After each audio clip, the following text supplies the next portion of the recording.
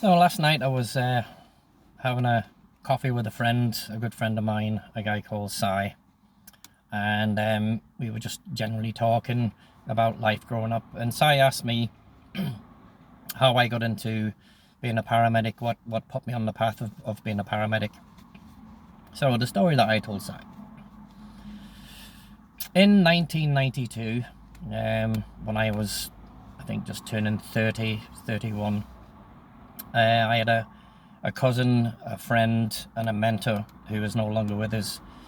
He passed away a few years ago, God bless him, a guy called David McGaughey. And David was my cousin. David was a second cousin, but David was more like my dad. He was 8 years older than me. David was in the military.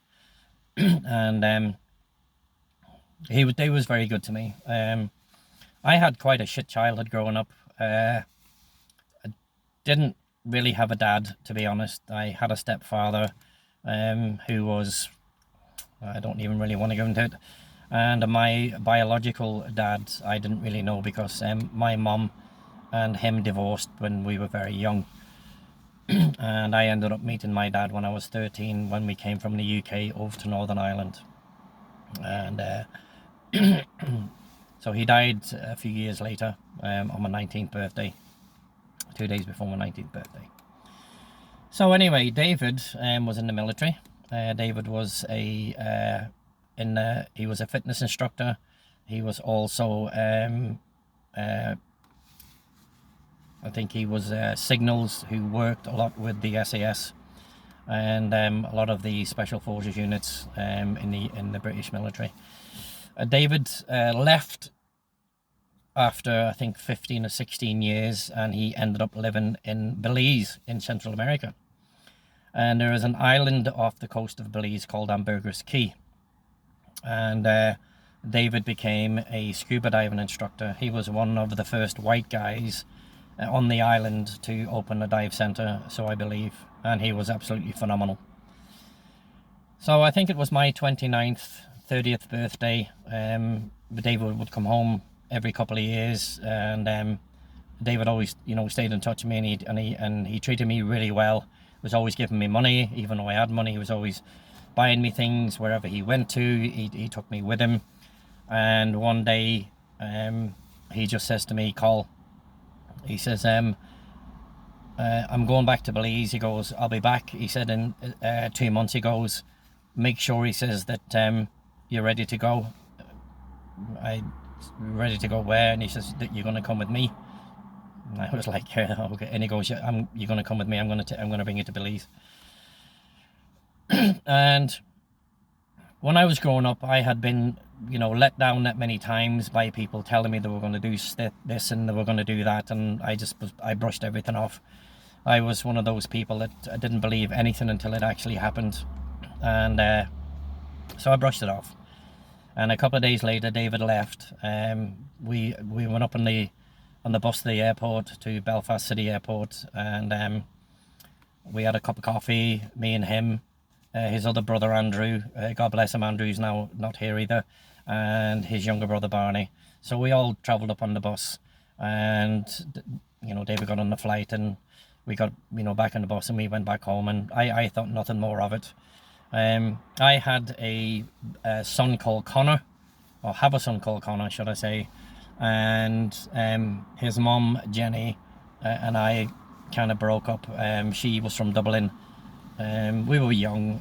I don't think we were really ready for, children and stuff. And I was working all the time, and Jenny just she went back down to Dublin and took Connor, and I was okay with that because I would go down and see them, and I knew that Connor was safe, and I knew that Connor, was with his grandparents, and Jenny was a good mum, and so that meant that I could work and earn money and provide for them. As shitty as that sounds, I just wasn't really ready to be a dad in my own head. I was living quite a very, and I didn't realise it till later, a very traumatic life, or had gone through a traumatic life, as lots of children do in Northern Ireland. Anyway, so I had my own flat, and the months went by. It was 2, 3, I think possibly 4 months, at about 6 o'clock in the morning, there was this awful banging on my front door. And I was like, what the fuck is going on?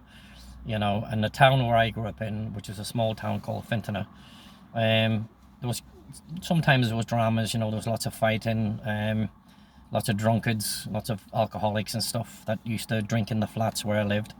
And I thought maybe one of these fuckers is kicking on the door. So I got dressed and went down, and I had half of a pool cue. And whoever was banging my door was going to get the good news with that fucking pool cue. I opened up the door and it was David. And my chin just literally hit the ground. And he kicked the door and he just pushed past me. And he's like, right, Gibson, get the kettle on, get the coffee on. And I just kind of stood there flabbergasted. David bursts in, he goes into the kitchen.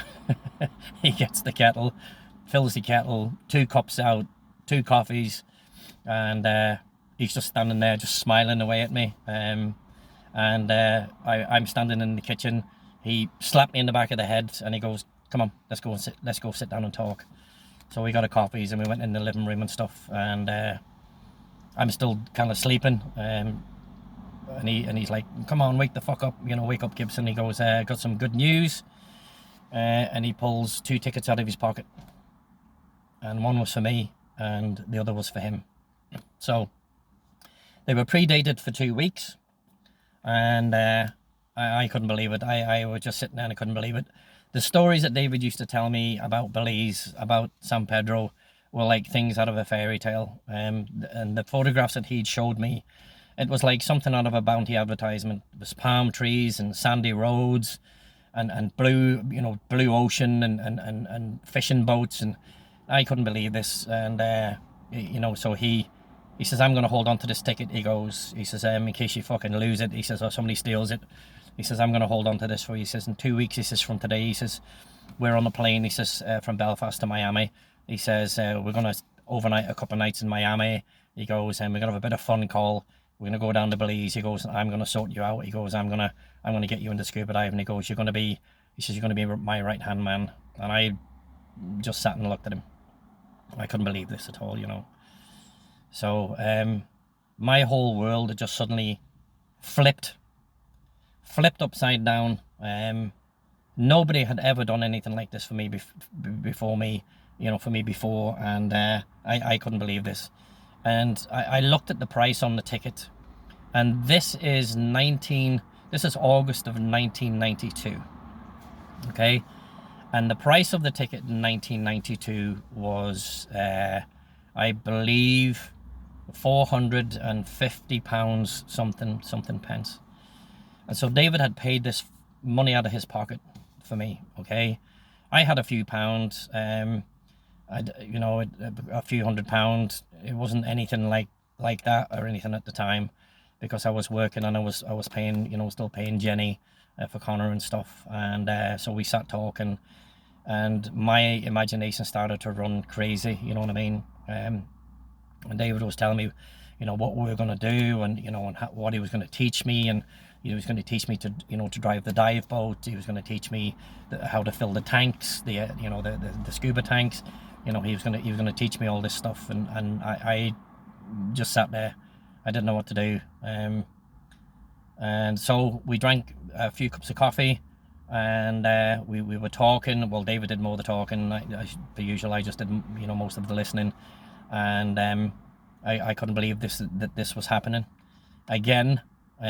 Something in my mind told me that it was a joke, that you know, when the time, you know, came to actually go, you know, David was going to go, ha ha, I'm just joking. And so I just kind of held that in the back of my head, and I was waiting just for the punchline, you know. So drank our coffees, I got dressed, and David says, right, he goes, I'm going to go back, he says, up to the house here. He says, I'm going to get a bit of sleep. He says, I've just been home about an hour. I wanted to come and tell you. And he says, give me a shout. He goes, at about 2 o'clock. Come up, he says, and knock on the old boy's door. He says, and I'll tell him that you're going to come for me. He says, and we'll get up, he says, and we'll head down to Oma, and we'll get something to eat. And so, yeah, that was the beginning of that.